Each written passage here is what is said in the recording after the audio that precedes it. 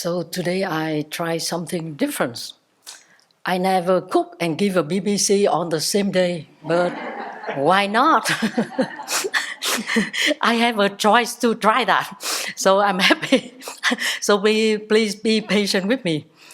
So today I would like to share a few tips that I have learned and found them especially beneficial to prepare myself mentally and physically for any retreats, whether they are short or long. And to me, it is unrealistic to expect good results and fruitful retreats without a consistent and steady daily practice. And I also think that a retreat keeps the momentum of my daily practice going.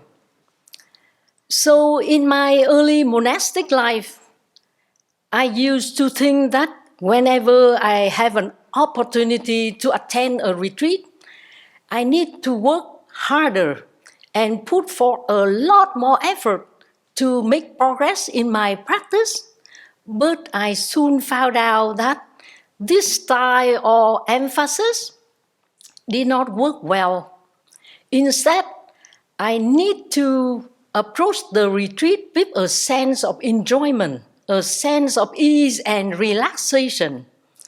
The kinds of ease and relaxation that I'm talking about is alertness, a brightness, and a sense of gentleness. And I have realized that the more I adopt this kind of relaxed and gentle approach, the more better result and fruitful retreat I experience. In fact, a retreat itself calls for tremendous effort to follow a full schedule, to come and sit for a long period of time. I believe 6 sessions a day, and that's a lot. To keep silence, to get up early and practice restraints. So in that way, I don't think I need to be too demanding of myself, especially the first few days of a retreat when my body needs to adjust to more sitting sessions. So when I first came to the Abbey, I had a hard time keeping noble silence, especially during the retreat, because I used to like to talk a lot, and I did not know the benefit of doing it.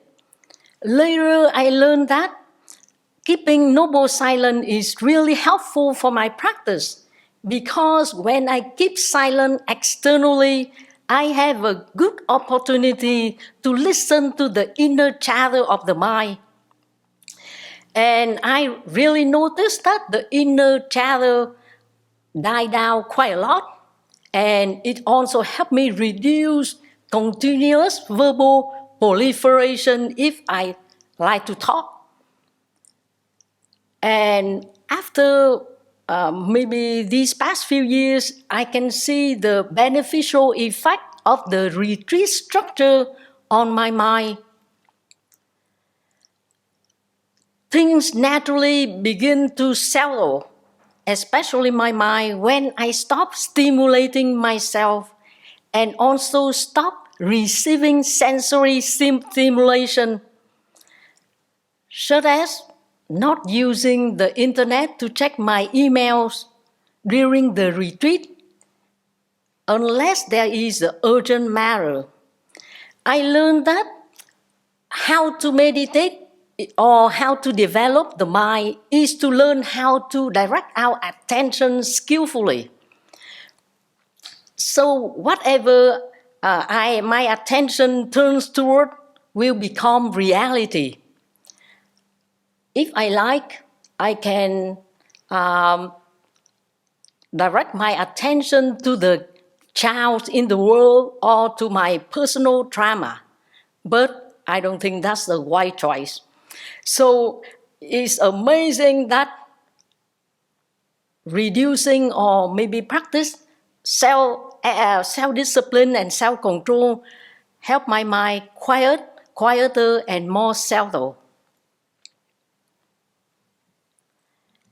And during short retreats, I don't study during the breaks because we already have 2 teachings a day.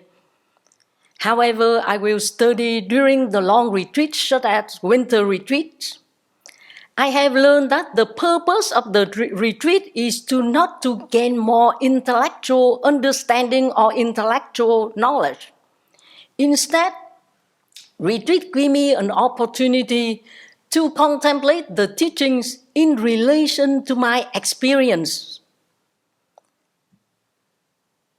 so that the theory and the practice can come together, and when I apply them myself, there can be an arising of insight. I have found that my experiential understanding and experiential insight or penetrating insight come from the investigation of my experience through the lens of Dharma. I also found that keeping my posture balanced during the retreat very beneficial. During the breaks, I try to stretch, to go for a walk, or lie down for a short period, so that I don't put a lot of pressure on my lower back and my knees. And that's why I can sustain many sessions during the retreat. So during the retreats, I also made a conscious effort to slow down, pause, and cultivate a strong habit of presence, especially to apply mindfulness with clear knowing to my bodily activities throughout the day, like dressing, drinking, eating, washing dishes, walking, standing, lying down, sitting, and so on. When performing any actions, I know exactly what I am doing and how I am doing it, so that all become part of the process of meditative cultivation. And I also found that being mindful, extending mindfulness to all the posture help increase my alertness and clarity significantly. This has helped me to become more sensitive and more tuned in to what's happening within me and around me. As a result, the quality of present moment awareness enhance my concentration and help me gain direct experience of impermanent happening in my body. I found Bhikkhu Bodhi teaching on the mindfulness of the body extremely profound. He said, everyday life itself becomes fully body practice, and the practice becomes fully embodied in everyday life. So may we take advantage of all the good and favorable conditions of the retreat and to support each other so that we can have a good result and fruitful retreat. Thank you for listening.